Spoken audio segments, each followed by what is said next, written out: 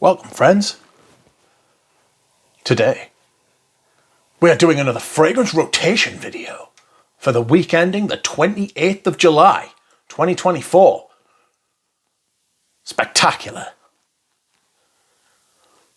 That's right, my friends. Once again, I have returned to you, this time with a fragrance rotation video. And this week's rotation has been more summery. Absolutely. And that is on purpose. Even though the weather has been awful, it has in fact picked up the last couple of days, and today it is positively warm. So that's something, you know. Let's see what you think of my rotation this week. And on Monday I wore a classic, but not necessarily a classic of the channel. Not yet, anyway. And this is Eau de Hermes, my copper cap version. This is one of the great fragrances of all time. It's approaching, or if it has not already surpassed, 70 years old.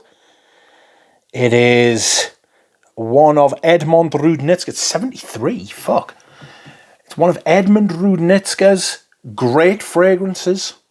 Something that, I think this might have been his first great fragrance. When they released this, they told people to spray it into their leather bags at Hermes.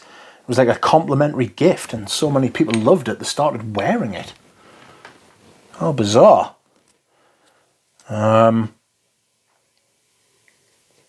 This is still out today, but I think some of the older bottles are a bit better. When I wore this on Monday, I actually got more of that kind of sweaty cumin sort of note than I've had before, which was a little disconcerting, because I was like, oh, it's usually a massive lavender, leather,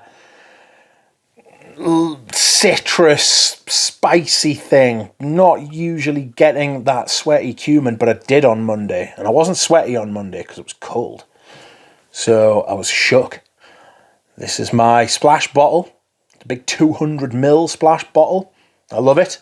It's very good. And I'm very pleased to own it. You can imagine seeing this again, my friends. Okay. Next up, on Tuesday, I went to the museum and to meet my friend. And as such, I wore Esculin Indonésie from Les Indomables. Again, another citrus-heavy fragrance. This is the ambergris cologne type thing. So in this you have lemon, big astringent lemon. You have Indonesia found in... You have Indonesia, you have ambergris found in Indonesia. You have Indonesia found in ambergris. There is bergamot. It's like some white floral kind of like neroli type thing, you know. To make it a cologne, but it's very sharp citrus. It's very refreshing, very fresh, really good. Love it. It's fantastic. As you can see, the dent, but you do reapply this every 3 to 4 hours. It's fantastic. Oh, okay. Next up, Wednesday. I wore another Les Indomables, and this is my newest perfume. This is Orangeur Sirocco. Orangeur Sirocco. Again, by Les Indomables. This is... how do I want to put this? It's a lot of orange blossom, lovely orange blossom. Petit Grand. What's the other note in it? It's cinnamon. Cinnamon from Laos. Laotian cinnamon. But to me, this dries down to a massive ambroxan. Ambergris, ambroxan, fresh designer type thing, you know. Ambergris, ambroxan, whatever. It's really nice for the summer. It really is. It's really nice. It's like a white floral that I really enjoy. I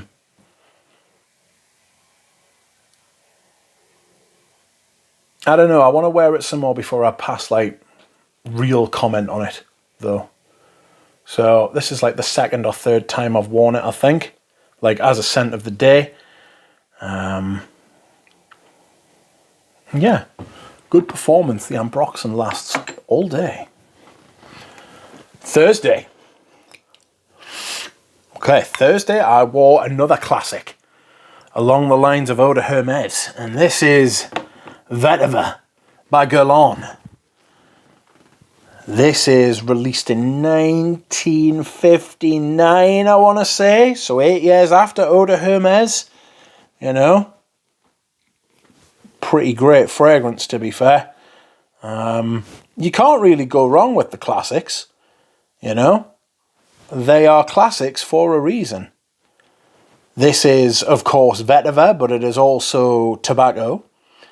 It is also like a grapefruit type thing in the more modern ones, like this one. When I say more modern, I mean compared to like the late 50s, you know. Some sandalwood, maybe. Vétiver, of course. Nutmeg. Tobacco. Tonka. It's got that kind of vintage tobacco tonka dry down, which is just lovely. It's a great fragrance. Performance is brilliant. Not so sure about the latest bottles. They're not as good, to be honest. The new L'Homme bottles that the Vétiver's coming in. Try and get the old Listerine ones if you possibly can. But it's gone through many changes throughout its life. I did a comparison video with some of the different bottles I've got. I love that stuff. It really is fantastic. Okay. Next up, we have a fragrance that is absolutely not a classic, and it is a very modern fragrance. In fact, it's called modern. It's called Musk Modern, or Musk Modern, and this is by Darren Allen. To me, this smells like Millicim Imperial. Excuse me whilst I hydrate. Starts off with that like fresh bergamot lemon sort of top. It's got rose, sandalwood, musk, and ambergris. I get a lot of ambergris in this, or like ambroxan, or that kind of thing, you know. Fresh, fruity, decent performance. Not great performance, but decent performance. And this all came from my trying of the brand, so marvellous. And that is what I wore on Friday, yesterday. Now, some may say this is a classic, and some may say it's not a classic. I don't know. I don't know that it is a classic. But this is Green Valley by Creed. This is Baccarat, bergamot, mandarin,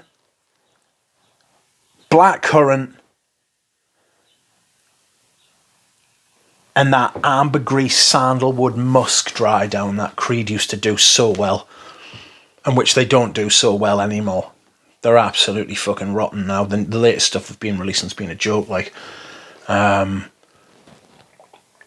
they're very much living off their reputation of Aventus, which is sad, but you know, to me they're a dead brand now because they haven't released anything good in years and years. You know, probably their last good fragrance was Viking. You know, people will talk about Aventus Absolute, not for me. Carmina was shit. What's the one they released earlier this year? God, I can't even remember. Time's gone by. Creed releasing a fragrance would have been a massive, massive thing, you know, but it's not now. They're owned by Kering, we're owned by BlackRock, and it shows. It really shows. But this is pretty good. I like this. I won't rebuy it because aftermarket prices are silly. It has this cult mythical status, and while it is very good and very nice, it's not worth those kind of prices. I'm not sure it's worth that kind of status, if I'm being perfectly honest with you. It's got that weird black currant note in it that turns a little bit funny. And that brings us on to my scent of the day. I have worn this fragrance, frankly, on the wrong day. I should have worn it earlier this week when it was colder. But today's scent of the day is Paddock by Hermes. So I've had 2 Hermes, 2 Les Indomptables, a Creed, a Darren Allen, and a Galion. This is a fragrance I bought earlier this year. One of my favourite pickups of the year. A very limited fragrance. Very hard to find, and I had to work myself and others very hard to get it. I really love this stuff. Hay. I get a lot of hay. I get some kind of like wholemeal biscuit type of vibe to it. I get field. I get honey. I get carrot seed. Sweet. In a really nice, not sucrose sugar kind of way. It's just beautiful. Maybe Nigel's best for the brand. That and Gallop or Gallo, you know. They're bringing out a new fragrance called Berenia soon. That will be limited too, so we will have to try and find a way to get our hands on that, friends. Hermes making all their good fragrances limited edition. It's not very fair, but there we have it. And that is it. We will see if the heat holds up, friends. Hopefully it does, and I can wear some more of my hot weather fragrances. And I will see you all next week. Thanks.